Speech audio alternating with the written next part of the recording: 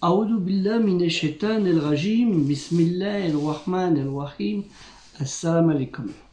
Je cherche la protection de Dieu contre le Satan, le lapidé, par le nom de Dieu, tout clément et tout plein de miséricorde, que la paix soit sur vous. Nous vivons actuellement des mouvements avec ces élections législatives, qu'il y a eu européennes et législatives en France, plus l'implication de certains personnages politiques qui ont voulu engouffrer un autre conflit, celui du conflit palestinien et israélien. Marrez que si on regarde, je vous invite à aller sur Tipeee, vous avez le lien, je vous mettrai le lien dans un fichier plus, Inch'Allah. Si j'oublie pas, vous irez alors sur Tipeee, vous mettez culturelle musulmane universelle, surtout les trois, hein, culturelle musulmane universelle, et vous cherchez Palestine et vous verrez l'histoire de Palestine depuis 3000 ans. Les premiers Palestiniens, ce ne sont pas les Arabes de maintenant, hein. C'était des gens qui venaient des peuples de la mer, naturellement, comme vous le savez bien. Et le plus célèbre des Palestiniens n'est pas celui qu'on connaît au XXe siècle. C'est un certain Goliath Jaliout qui a été tué par un juif, un israélien, un israélite on va dire plutôt, qui s'appelait David Daoud, hein, aimé de Dieu. David ça veut dire aimé de Dieu, si je me souviens bien. Et il était aimé de Dieu, puisqu'il est un des prophètes de notre religion, que nous devons respecter et honorer comme tous les autres prophètes, mais pas aduler. Hein, on adule que Allah Ta'ala, Dieu le Très-Haut exalté soit-il. Aucun prophète ne doit être adulé comme ne doit l'être le prophète. Allah Ta'ala, Dieu le Très-Haut exalté soit-il. Allah, les chrétiens disent Allah aussi, hein, et les juifs disent Allah. Donc on va aborder ce problème des juifs, l'histoire des relations entre juifs et musulmans, des origines à nos jours. Et pour cela, rien de mieux que... rien que mieux de prendre El Kolhan, où nous avons avec, et puis les exégèses, les tafsirs, où nous avons c'est l'histoire de ces relations. Hein, du pacte de Médine et tout ça, voilà. Et aussi, ça c'est une traduction, un commentaire de Al-Qur'an par Mohamed Ben Sheikhoun, c'est un grand professeur marocain. Donc ça, comme marocain, ceux qui connaissent, ce très grand professeur, hein, qui a fait un très gros travail, 110 volumes, qui a fait un très gros travail sur ça, et qui est très intéressant. Donc il y a ce livre qui s'appelle aussi Histoire des relations entre juifs et musulmans, hein, des origines à nos jours. Hein, qui est très très bien fait.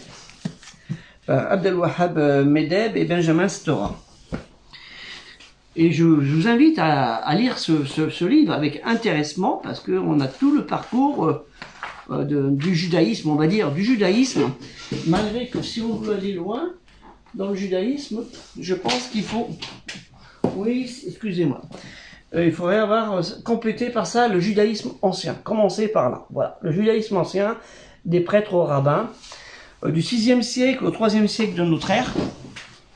Donc c'est bien avant la révélation, hein, on est au 3e siècle de notre ère, bien avant, et du 6e siècle. Ça c'est très intéressant ce livre, et il y a de quoi lire, hein, il y a je ne sais pas combien de pages, il y a 1000 pages, il y a de quoi lire.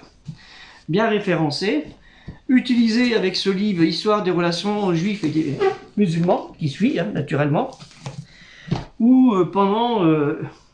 jusqu'à nos jours, un parcours tumultueux et aussi un parcours de paix, de fraternité, de solidarité, parfois même d'union pour certains. Il faut savoir qu'un musulman peut se marier avec une juive, hein, le prophète Mohammed sallallahu alayhi wa sallam, celui la paix, l'a fait. Donc, il ne faut pas dire l'inverse, on ne peut pas. Mais il y en a qui le font quand même. Je ne vais pas leur jeter la pierre. Hein. Jésus, il a dit, Issa ibn Myriam, Jésus, fils de Marie, a dit que celui qui n'a jamais fauté, lui jette la pierre. Hein, je crois que c'est dans Paul ou Jean, vous pouvez le retrouver, hein, celui qui n'a jamais fauté, vous allez le retrouver. Donc c'est assez intéressant. Donc à la source des références de Al-Qur'an, hein, la récitation, la révélation récitée, non pas le Coran qui n'est que le son phonétique. Je ne peux que cesser de rappeler cela. Hein. On ne dit pas le Coran. Le Coran, c'est que le son phonétique, c'est pas la traduction de Al-Qur'an. Hein, apprenez ça à vos enfants et les imams aussi, apprenez-le. Hein, parce que ça devient fatigant. Hein. Et quand vous faites des cours en français, faites-les entièrement en français. Vous dites Dieu pour dire Allah, parce que les chrétiens disent Allah pour dire Dieu. Et les juifs disent Allah pour dire Dieu le Très-Haut. Hein, ou Elohim, que les arabes disent, les musulmans, ils disent Allahumma. À voir ça dans le sens des mots, vous le verrez dans un fichier plus, ça aussi. Et vous avez l'épreuve, comme je vous dis, vous avez là dans Al-Qur'an, et aussi un travail qui a été fait par Mer Bar Asher, les juifs dans le Coran. Alors ça, vous voyez, c'est parce que c'est devenu une habitude. Voilà, malheureusement, ils sont tombés dans le panneau. Hein, c'est comme ça. Et ce parcours tumultueux que nous voyons depuis, par exemple, un siècle, entre ce conflit israélo-palestinien, si on veut dire comme ça, la bande de Gaza, ça fait 102 ans, si je me souviens bien, que ça dure. Hein, au départ, ils étaient bien, ils vivaient ensemble et tout ça. À Gaza, il y avait des juifs, des chrétiens, des musulmans, ils vivaient... viens mon frère, viens boire... viens manger le kasher à la maison, viens boire le thé à la maison, ou ce que vous voulez, moi jus d'orange, jus de fruits. Parce que la bande de Gaza, il y a beaucoup, hein, c'était des arbres fruitiers, il y en a un paquet. Là, c'est des grenades, mais elles sont explosives. Puis les mêmes. Voilà, donc ce livre, les Juifs dans le Coran, il est très, très, très intéressant. Hein, parce que vous avez toutes les références, et ils sont l'alliance de Dieu avec le peuple d'Israël. C'est vrai, hein, le pacte de Dieu à l'époque de Moïse, Moussa, alayhi salam, faut pas le négliger. Et aussi le pacte avec Abraham, où habite cette terre, on va dire Moïse, hein, habite cette terre, c'est pas l'Égypte, hein, parce qu'ils ont quitté, ils ont traversé la mer. Donc s'ils ont traversé la mer, ils ne peuvent pas revenir. Faut un peu réfléchir. Voilà. Donc, et puis ce conflit, le conflit qu'il y a eu entre les Juifs d'Orient, l'Alliance israélite universelle, hein, 1860-2020. Un livre très intéressant à lire. Hein, je ne sais pas si c'est un livre de propagande, j'ai regardé un petit peu. J'ai pas tout lu, j'ai lu, on va dire, une bonne moitié.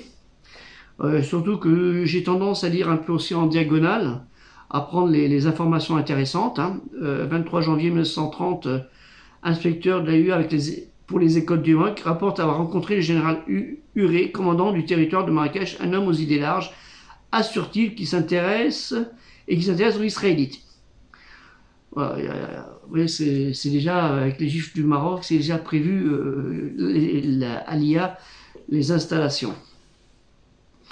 Et c'est vrai que ce conflit est un peu malheureux, mais c'est pas un conflit religieux, malgré qu'on a inclus là, certains veulent profiter de la religion, se servir de la religion qui dit tu ne tueras point, hein, c'est dans la Bible, là, dans les 10 commandements, et dans Allah Ta'ala, Dieu Très-Haut dit, celui qui tue un homme, c'est comme s'il tuait toute l'humanité. Bon, ça c'était adressé aux Juifs, hein, mais ça nous est adressé à nous aussi. Hein.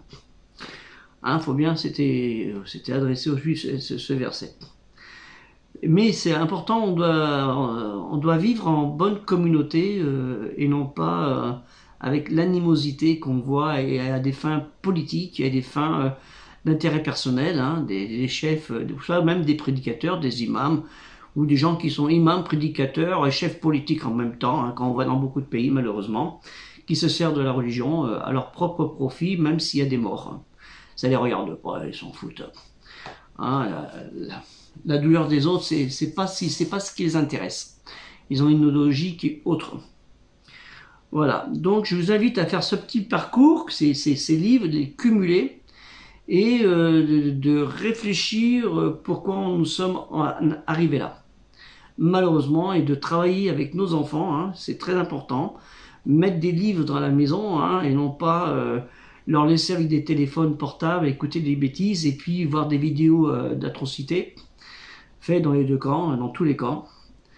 Hein, et des trucs de propagande, et inculquer la haine aux gens, dire c'est pas de ton pays c'est l'autre, alors que lui, celui qui l'a dit, il est né ici, son père il est né ici, et que ça fait 3-4 générations qu'on dit aux gens c'est pas votre pays.